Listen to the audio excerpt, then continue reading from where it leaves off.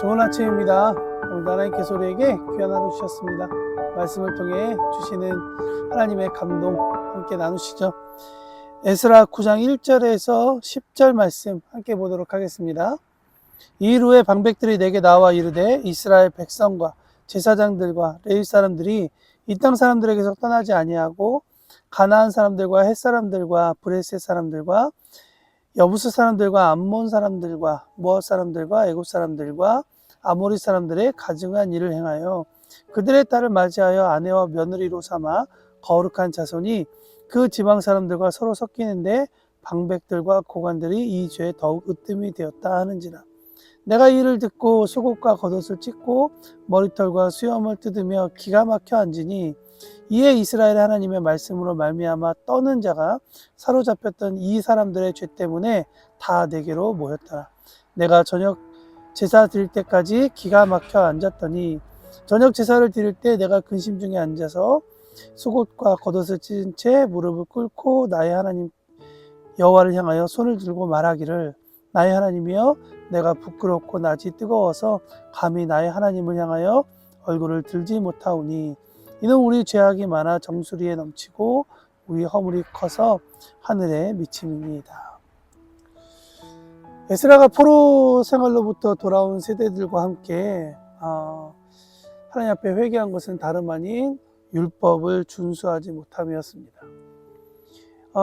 제가 말씀드렸지만 이스라엘은 바벨론으로부터 이제 페르시아로부터 자유하게 되어서 3번에 거쳐서 이스라엘로 귀환하게 됩니다.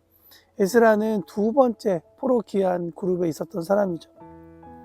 1차 그룹이 벌써 도착한 지 80년이 지난 때였다고 합니다. 여러분 1차 그룹이 예루살렘에 돌아와서 그들은 성전을 완성했습니다. 그 이야기가 소문이 아마 에스라와 또 그 그룹들에게 있었을 것입니다. 얼마나 보고 싶었을까요?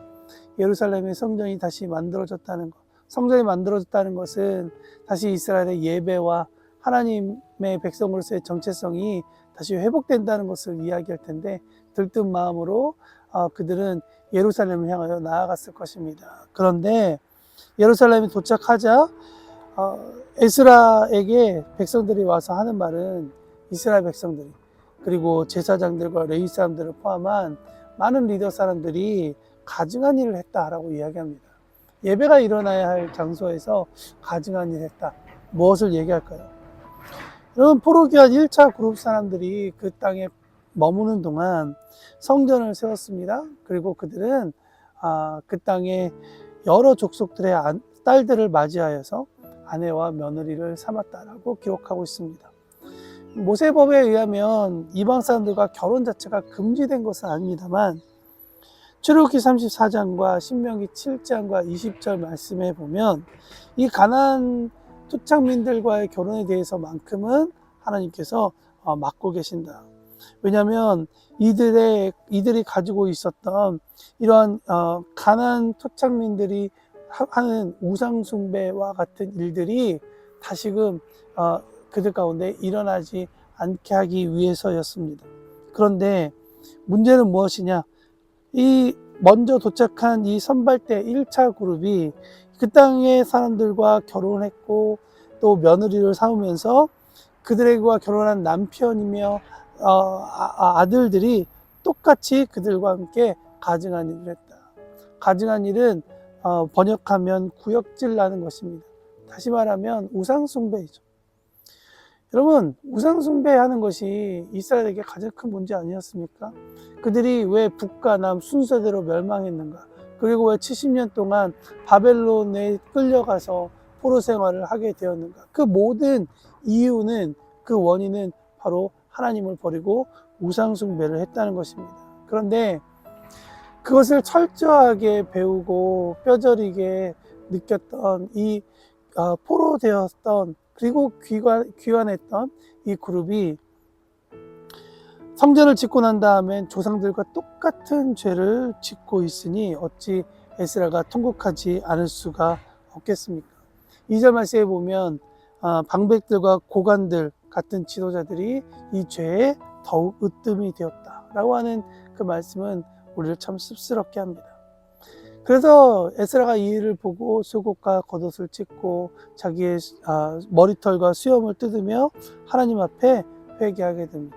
이 모습을 본 백성들이 함께 나와 하나님 앞에 회개를 하고 용서를 구하는 모습이 등장합니다. 하나님의 말씀의 가르침에 따라 정말 살고자 했던 정말 이러한 에스라의 이 기도가 결국엔 십정에 가면 에스라가 이렇게 회개했을 때 사람들이 자발적으로 모아서 함께 회개하게 되고 말씀의 가르침에 따라 아내와 소생을 원래 집으로 돌려보내요. 하나님의 언약을 바로 세우고 율법대로 행하게 되는 그것이 에스라서의 마지막 부분이고 마무리가 됩니다. 여러분, 오늘 본문 말씀을 통해서 우리에게 무엇을 이야기할까요? 그러니까 종교가 다른 사람하고 이혼해라, 이 얘기가 아니죠. 오히려 성전은 재건되었지만 백성들의 영적 상태가 이방 우상 숭배를 하는 것, 다시 말하면 하나님도 섬기고 우상도 섬겨서 완전히 섞여서 완전히 무너져 있는 상황을 보고 깊이 탄식하고, 이것이 공동체 안에 있는 죄라는 것을 하나님께서 우리에게 에스라의 탄식의 모습을 통해 보여주고 있다는 것이죠. 우리의 모습은 어떻습니까? 하나님과 관계함으로 예수 그리스도를 말미암아 우리가 그리스도의 몸의 일부가 되었고 교회가 되었고 하나님의 자녀가 되었습니다. 그리고 나서 우리가 어떤 생활을 살고 있습니까? 하나님과 함께 더 즐거워하고 있습니까?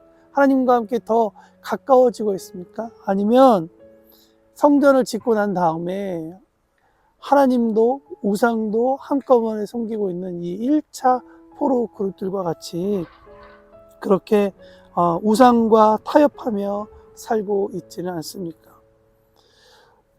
성전 재건이라고 하는 중요한 프로젝트를 다 하고 난 다음에 그 안에서 하나님을 영화롭게 하고 그분을 즐거워하는 그러한 삶을 살지 않는다면 정말 하나님의 마음을 더 아프게 해드린 것이 아닌가라는 생각을 해봅니다.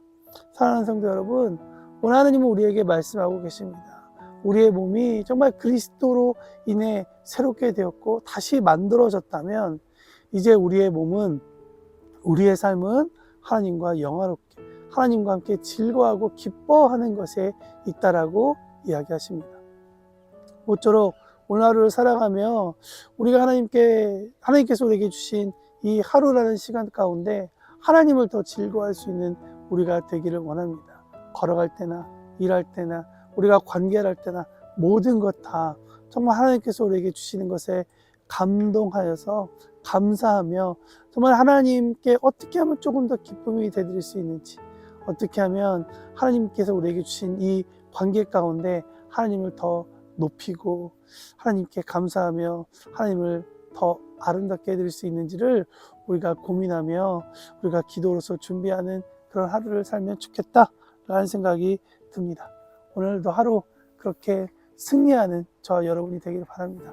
여러분의 삶을 응원하겠습니다.